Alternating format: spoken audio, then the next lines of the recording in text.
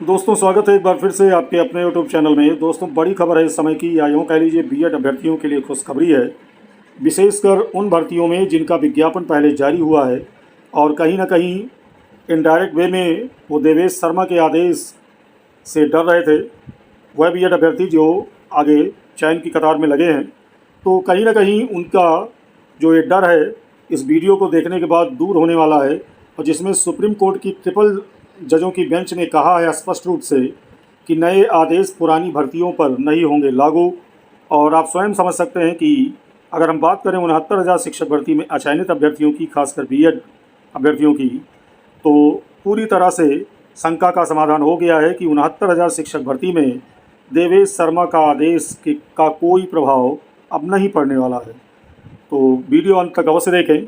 और उससे पहले आपसे अवश्य कहेंगे कि यदि पहली बार इस चैनल से जुड़ रहे हैं और आगे भी चाहते हैं कि महत्वपूर्ण ऑथेंटिक अपडेट आपको बिना रुकावट इस चैनल के माध्यम से मिलती रहे, तो चैनल को सब्सक्राइब अवश्य कर लें ताकि मेरे वीडियो का नोटिफिकेशन आप तक बिना रुकावट पहुंचते रहें।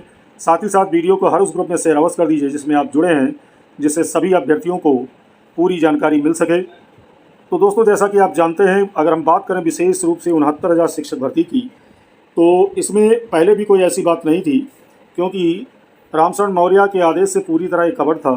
लेकिन हाल ही में देवेश शर्मा पर आए आदेश के कारण वह अभ्यर्थी, चाहे आरक्षण मामले के हों या उत्तर कुंजी में रहे हों, वो लगातार एक अनजाने डर से परेशान थे कि क्या होगा आगे, क्या नहीं होगा, क्या उनका चयन इस डेट के बाद होगा कि नहीं होगा।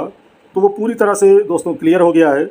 और ये मैं नहीं कह रहा, सुप्रीम कोर्ट ने स्पष्ट रूप से कहा है, जो आगे मैं आपको दिखाने वाला हूँ। तो आपको बता दें कि सोमवार को एक महत्वपूर्ण फैसले में सुप्रीम कोर्ट ने कहा है कि परीक्षा संबंधी फैसला कि कौन शामिल होगा कौन नहीं शामिल होगा, ये नई भर्तियों पर लागू होगा। यहाँ देख सकते हैं। और उसी क्रम में आपको बता दें डिटेल में,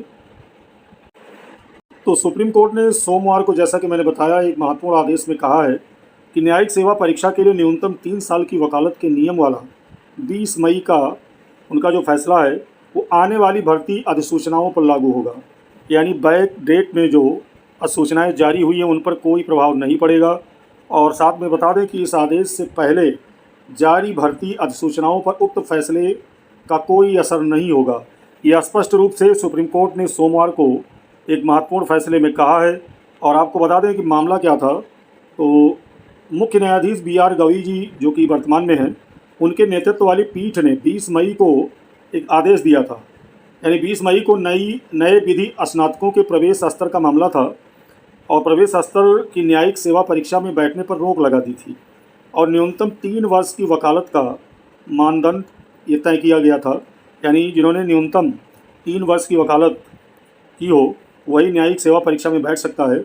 और इस पीठ में आपको बता दें कि न्यायमूर्ति के विनोद चंद्रन और न्यायमूर्ति NB अंजारिया भी शामिल थे, जो कि इस समय दत्ता जी के साथ बैठ रहे हैं।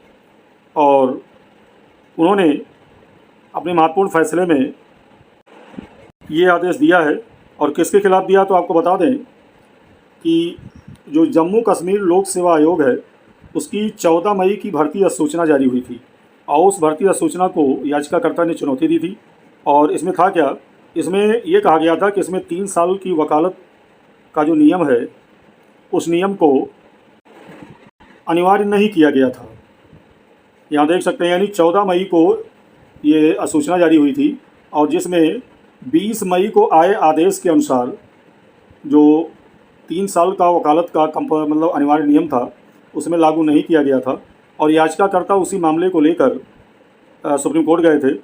तो उसी क्रम में मुख्य न्यायाधीश ने कहा कि भाई हमने जो फैसला दिया है वो 20 मई को दिया है और ये अधिसूचना 14 मई को जारी हुई है, तो कैसे हमारा नियम इस पिछली अधिसूचना पर ये लागू होगा। और उसी क्रम में उन्होंने फैसला दिया कि जो आदेश है वो आदेश देने की डेट से आगे जो नई भर्तियां आएंगी उस पर लागू होगा।